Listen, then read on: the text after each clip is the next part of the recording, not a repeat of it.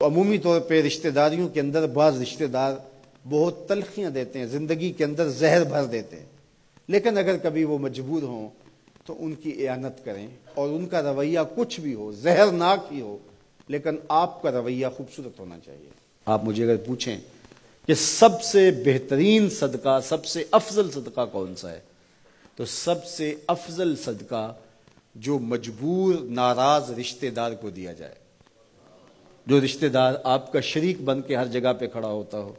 ہر خاندانی میٹنگ میں، ہر خاندانی ایونٹ میں آپ کے مخالف کھڑا ہوتا ہو، آپ کو نیچا دکھانے کی کوشش میں لگا رہتا ہو، اور کسی وجہ سے وہ کمزور پڑ جائے، مالی مشکلات میں مبتلا ہو جائے، اور آپ اس کی مدد کرنے کی پوزیشن میں ہوں، تو آپ کا نفس آپ کو کبھی بھی اس کی مدد کرنے پہ آمادہ نہیں کرے گا، آپ کا نفس روکے گا، آپ کہے گا کہ یہ تو ہمارا شریک ہے، تو سانپ کو دودھ پلائیں، اب تو اس کا سر پاؤں تلے آیا ہے، اس کو تو کچل دے، یہ تو میرا دشمن ہے، اس کو طاقت دوں۔ نفس کبھی بھی نہیں چاہے گا کہ اپنے شریک دشمن کی مدد کی جائے، لیکن سب سے افضل صدقہ وہی ہے جو ناراض رشتہ دار کو دیا جائے، اس لیے کہ اس میں نفس شامل نہیں ہوگا، اور جس عمل میں آپ کا نفس شامل نہیں ہوتا اس عمل سے تمہارا رب راضی ہوتا ہے۔ تو رشتہ داروں کے ساتھ سلوک اچھا کرنا، رشتہ داروں کے ساتھ رویہ خوبصورت کرنا، یہ تمہاری زندگی کا اسلوب۔ مجھے بتائیے اہل مکہ نے، حضور کے رشتہ داروں نے حضور کے ساتھ کیا سلوک نہیں کیا تھا؟ اوجریاں ڈالیں، کانٹے پھینکے، راہوں میں گڑھے کھودے، اذیتوں کے پہاڑ کھڑے کیے، اور کیا کیا مصیبتیں نہیں تھی۔ حضور شہر مکہ سے چلے گئے مدینہ المنورہ۔ اب جب فتح مکہ ہوا تو حضور جب تشریف لائے تو ناقہ پہ سوار ہیں، تو اب یہ تھر تھر کانپ رہے ہیں سارے رشتہ دار حضور کے، برادری کے لوگ۔ انہیں پتا تھا کہ آج ہمارا آخری دن آ گیا ہے، اور اگر بڑا بھی رحم ہوا تو کم از کم ہمیں شہر بدر تو کر ہی دیا جائے گا۔ اب حضور تشریف لائے، سب کو جمع کیا، کہا کہ بتاؤ میں تمہارے ساتھ کیا سلوک کروں؟ تو انہوں نے کہا کہ آپ کریم باپ کے کریم بیٹے ہیں، ہمیں آپ سے اچھے سلوک کی توقع ہے، اور ان کو توقع یہ تھی کہ ہمیں قتل نہ کیا جائے، شہر سے نکال دیا جائے۔ تو آقا کریم نے فرمایا اذهبوا انتم الطلقاء، جاؤ چلے جاؤ، میں تمہیں معاف کرتا ہوں۔ اور آج تم سے وہی کہتا ہوں جو حضرت یوسف علیہ السلام نے اپنے بھائیوں سے کہا تھا، لا تثریب علیکم اليوم، جاؤ چلے جاؤ، تم سارے آزاد ہو۔ اور حضور نے سب کو معاف کر دیا۔ معاشرے کے کمزور لوگوں کی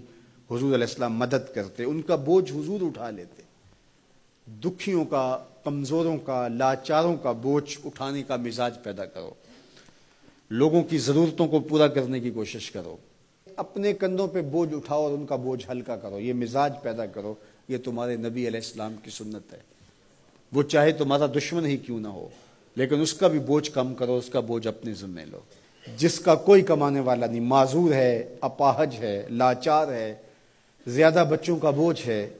اور ذرائع آمدن تھوڑے ہیں،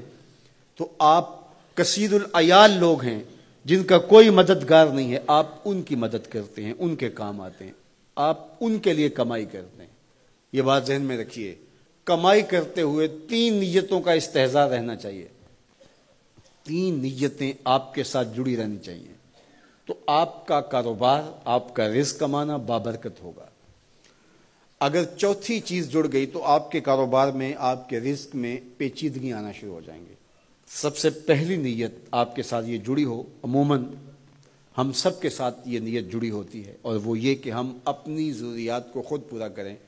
اور سوال کی ذلت سے بچیں۔ دوسرا مقصد، جو میرے زیر کفالت لوگ ہیں، وہ بچے ہیں، بیوی ہے، بوڑھے والدین ہیں، وہ چھوٹے بہن بھائی ہیں، یا جو لوگ بھی میرے زیر کفالت ہیں، ان کی ضروریات کو میں نے پورا کرنا ہے، اور اس کے لیے میں یہ رزق کما رہا ہوں۔ تیسرا مقصد ہمارے ساتھ جڑا ہونا چاہیے، اور جب بھی ہم کمائی کر رہے ہیں تو ہمارے ذہن میں یہ بات ہو کہ معاشرے کے وہ لوگ، وہ میری گلی میں ہیں، میرے رشتہ داروں میں ہیں، میرے محلے میں ہیں، یا کہیں اور ہیں، جن کا کوئی کمانے والا نہیں ہے اور مجبور ہیں، میں ان کی مدد کروں گا۔ اللہ مجھے اس کاروبار سے، اس وسیلہ رزق سے اتنا عطا کر دے کہ میں اپنے بچوں کی کفالت بھی کروں گا، اپنی ضرورت بھی پوری کروں گا، اپنے والدین کی خدمت بھی کروں گا، اور معاشرے کے ان کمزور لوگوں کی مدد بھی کروں گا۔ وہ کام جن کے ذرائع نہیں ہوتے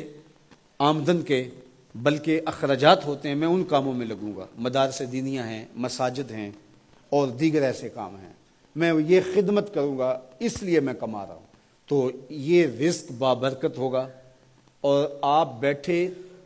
اپنے دفتر کی کرسی پہ ہوں گے، تمہارا رب تمہارے نامہ اعمال میں ثواب لکھا رہا ہوگا، فرشتے نیکیاں لکھ رہے ہوں گے۔